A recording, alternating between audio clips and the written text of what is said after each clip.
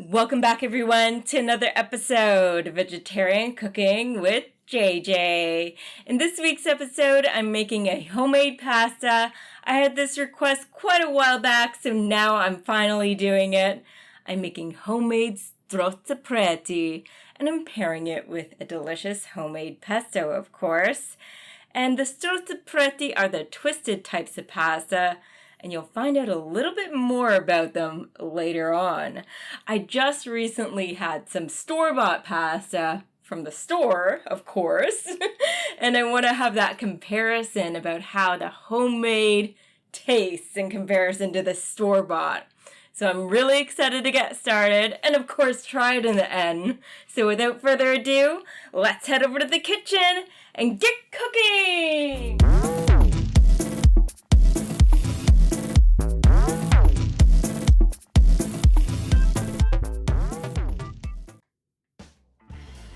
First of all, I'm adding 2 cups of Semolina flour to this bowl.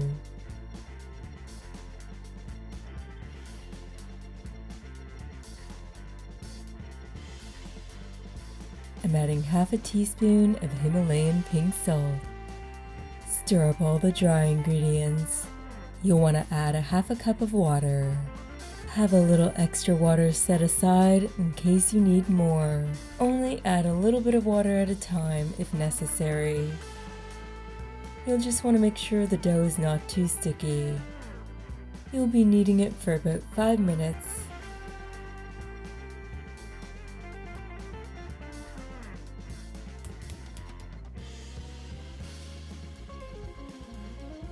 Wrap it in saran wrap and let it rest for at least 30 minutes.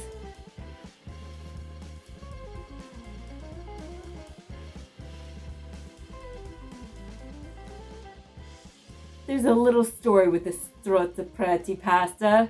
This type of pasta originated in the northern part of Italy, known as Emilia-Romagna.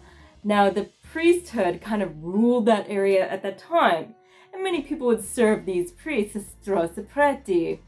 They would be so hungry, perhaps they were anxious to eat, perhaps they were hangry, and perhaps they were anticipating that delicious pasta. So they gobbled up the pasta so fast that they nearly choked themselves, and that's why it's called Strozzapreti, priest stranglers. Now there's another story about homemakers of the region. They were quite pissed with the priesthood because they ruled the area, and they took away all their animal products, so they were pissed off and nearly choked on the pasta themselves. That's one story. And another story is that they wished that the priests would choke on the pasta. So you tell me what you think it is. If you know a little bit about this history, share down below. Our dough is done resting, so I'm gonna roll it out now. You'll want to try to get it pretty thin. If you find your dough is too tough to roll out, you may need to let it rest longer. Rolling it out to 1/16 of an inch is ideal. Just try to get it as thin as possible if you can't manage to get it that thin. Using a pizza cutter, I'm cutting the ragged ends off. Then I'm cutting the dough into strips. These were 1.5 inches in width. Hold either side of one of the strips and stretch it out by shaking it a little. There are 2 ways you can roll it. The traditional common way is to spin it using the palms of your hands. Close your fingers around the rolled piece and pinch it off at the pinky. And continue down the strip. It may take some practice to get into the flow and create even pieces. Another method for beginners is simply to roll the strip between your thumb and forefinger. Spin it a couple times and pinch it off. Remember to try to create equal sizes. If you mess up a little, forget about it. Just have fun. You can always fix any odd pieces after you're done rolling out the dough.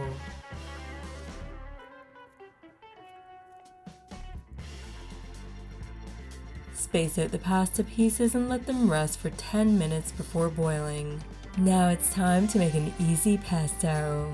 I filled up my food processor with some fresh basil and I'm adding a few garlic cloves. Add about 3 tablespoons or so of olive oil. I'm adding a 1/4 cup of sunflower seeds and some Himalayan pink salt. I'm adding about 2 tablespoons of vegan Parmesan and about a tablespoon of white wine vinegar. Blend it all up and enjoy the aroma of the basil.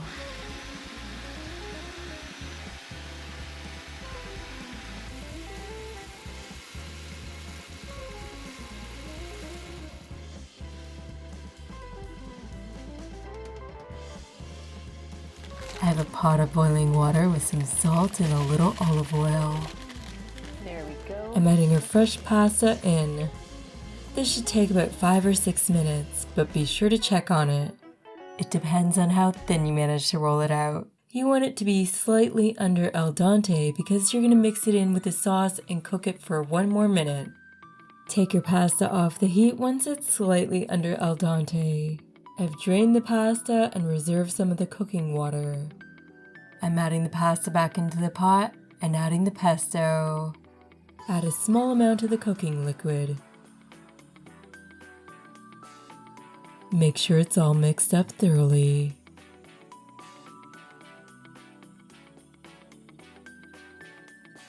Now it's time to serve our beautiful homemade pasta.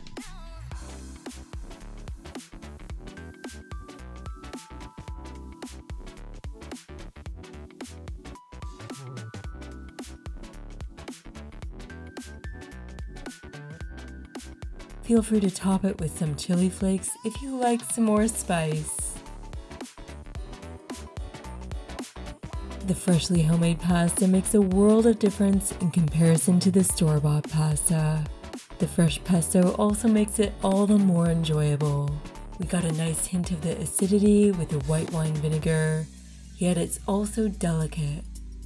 For the garlic, we have the right level of boldness that has been softened a bit with the cooking. The olive oil adds a richness to the flavor as well. So there you have it, everyone, a simple and delicious recipe to add to your recipe booklets. And remember, if you like this video in any way, shape, or form, hit that thumbs up button, subscribe to my channel, and hit that little bell notification icon so you don't miss a single video. It's a free and easy way to support my channel by subscribing to my channel, hitting that thumbs up button, leaving me a friendly comment down below, and of course, sharing this video with whomever you think might be interested. There's gonna be a new video popping up every Monday, so you don't want to miss it.